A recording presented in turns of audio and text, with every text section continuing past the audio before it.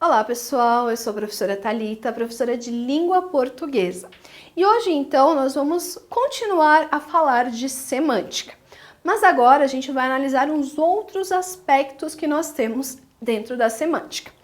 Primeiramente, gente, nós vamos falar então de antonímia entre palavras.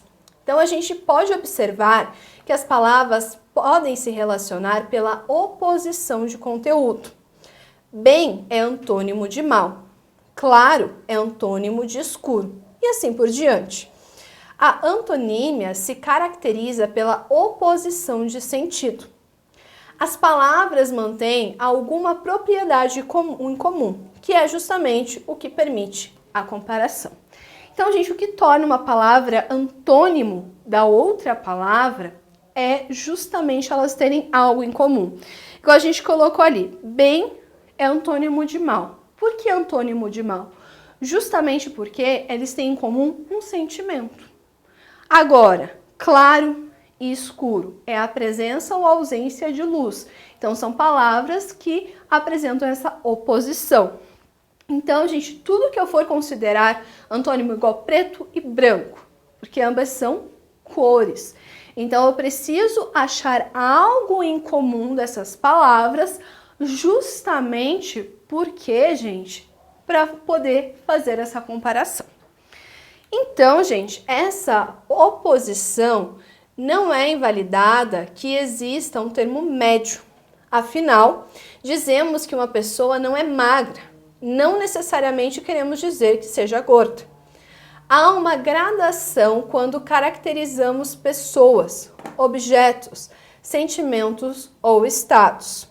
Nesses casos, o sentido que estabelecemos é relativo, já que o que é grande em um contexto pode ser pequeno em outro. Ou seja, gente, a gente pode falar que tudo depende muito. Justamente porque que tudo depende. Por exemplo, você pode achar que você tá gordo, mas outra pessoa vai te falar, não, você não tá gordo, você tá magro. Ou seja, tudo vai depender então de um ponto de vista. Então, gente, tudo que dependa de um ponto de vista, a gente não pode trazer aqui. Então, a gente só pode trazer coisas que sejam realmente opostas. E quando falamos sobre antônimos, logo pensamos em conceitos como contrário. Por conta disso, é importante considerarmos que contrário e contraditório não têm o mesmo valor semântico. Contrário indica o sentido de um termo oposto ao de outro. Já contraditório expõe a oposição de uma ideia em relação a outra, geralmente tendo um sentido negativo. Então, o que a gente está falando aqui, gente, de antônimo é a mesma coisa que contrário. Contraditório é eu falar para vocês que eu gosto de português. Continuar falando depois eu falo, mas eu não gosto de português, não. Isso é algo contraditório. Então, contraditório envolve uma ideia, tá bom? E daí nós temos a polissemia.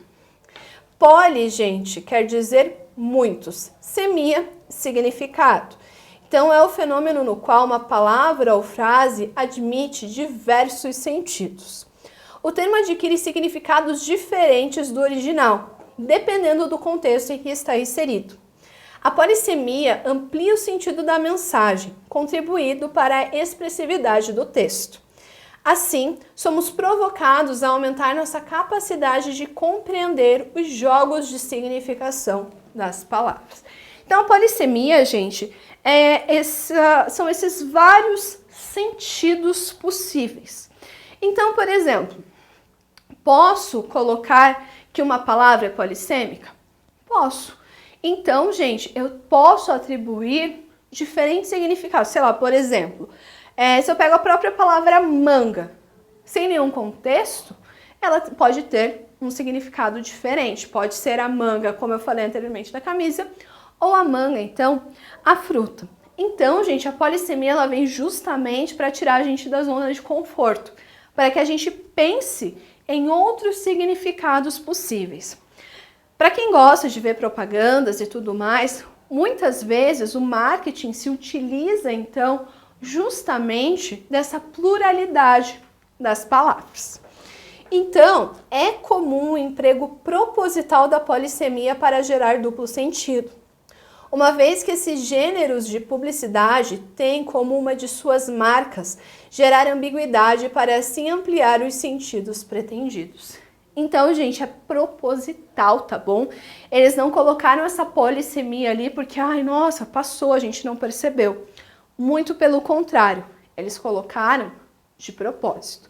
Então, vamos ver uma propaganda. Desejamos um Halloween assustador para vocês. Nós temos aqui uma Pepsi vestida com uma capa da Coca, né? Então, aqui tá provocando a Coca. Porque a gente sabe que no Halloween, né, o que a gente utiliza são fantasias assustadoras. A Coca foi lá, a gente pegou exatamente a mesma propaganda e colocou: todo mundo quer ser um super-herói. Ou seja, olha que jogada de marketing nós tivemos aqui. A Pepsi fez a propaganda, né, para diminuir a Coca, mas a Coca foi lá e conseguiu reverter essa situação. Então, a capa, todo mundo quer ser um super-herói, então justamente se colocando, né, acima da Pepsi. Então, no caso, né, gente, só para retomar, a Pepsi e a Coca-Cola são empresas concorrentes, por isso o jogo visual e linguístico nas propagandas. Além da linguagem verbal, outras linguagens podem estar associadas e trabalhadas em conjunto para gerar os efeitos de sentido pretendidos. No caso dessas propagandas, só há compreensão total uma vez que a linguagem verbal está diretamente relacionada à não verbal. Então, gente, aqui associa-se dois tipos de linguagem verbal e não verbal, para justamente trazer ainda mais esse efeito polissêmico. Gente, outro exemplo de polissemia, nós temos aqui: móveis por estes preços não vão durar nada. Aqui, gente, o que tem de problema é que não vão durar nada. Então, o que acontece? No contexto desse anúncio está o duplo sentido gerado pela frase: móveis por este preço não vão durar nada. Uma vez que é convencionado no discurso de pessoas que consomem produtos que o preço baixo implica má qualidade.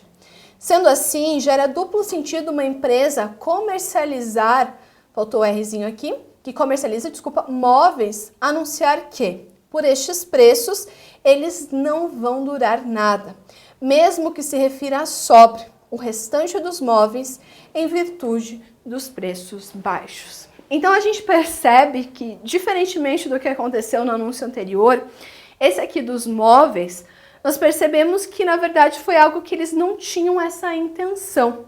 Então a gente percebe que há estratégias de marketing como as dos refrigerantes que funcionaram de forma excelente. Agora, ali na loja de móveis, né, infelizmente, é como a gente utiliza aquela palavra, né, o tiro saiu pela culatra. Justamente porque eles tinham uma intenção de fazer uma propaganda: olha só, os preços estão baixos, então venham comprar logo. Mas eu posso entender também que os móveis são de qualidade inferior, justamente porque o preço está baixo. Então seriam essas duas possibilidades de interpretação que nós temos aqui nesse anúncio. Então, gente, a polissemia, ela é uma estratégia que pode ser muito bem usada no marketing. Basta a gente ver várias propagandas por aí, outdoors e tudo mais, onde nós temos essa presença da polissemia justamente para brincar, para fazer com que as pessoas leiam e pensem: tá, mas qual o real significado que eles querem trazer ali pra gente, tá? Então, muito cuidado, gente. Sempre lembrem-se: um texto, ele deve ser interpretado de diferentes formas para eu ter certeza qual é a ideia ali. Ainda mais quando a gente está falando do universo publicitário. Esse universo publicitário, gente, ele é ainda maior. Então a gente precisa tomar muito cuidado ao tentar, né, interpretar então uma propaganda. Bom, gente, cuidado com a polissemia e espero ter ajudado vocês em mais uma aula de língua portuguesa. Até a próxima!